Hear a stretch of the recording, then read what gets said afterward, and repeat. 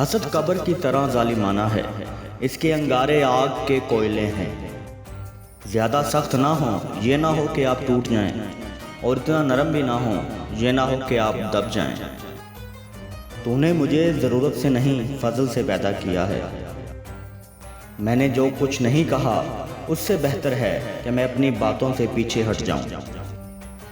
मुझे अकेला रहने दें और किसी की तलाश में जाएं। इंसान का पैमाना उसकी मर्जी है। हिकमत का आगाज़ हिकमत की ख्वाहिश करना है। मेरा दोस्त वो है जो खुफिया तौर पर मेरे ऐब बताएगा। तुम्हारा राज तुम्हारा कैदी है। एक बार जब आप इसे जाहिर कर देते हैं तो आप इसके ग़ुलाम हो जाते हैं। अगर गुर्बत एक आदमी होता तो मैं उसे मार देता। अगर अपने दुश्मन से कुछ पोशीदा रखना चाहते हैं तो अपने दोस्त के सामने इसका इंकशाफ ना करें। एक गरीब आदमी अपने ही मुल्क में गैर मुल्की की तरह होता है। अक्लमंद आदमी के सवाल में निस्फ जवाब होता है। अच्छे अखलाक की आजमाइश बुरे लोगों के साथ सब्र करना है।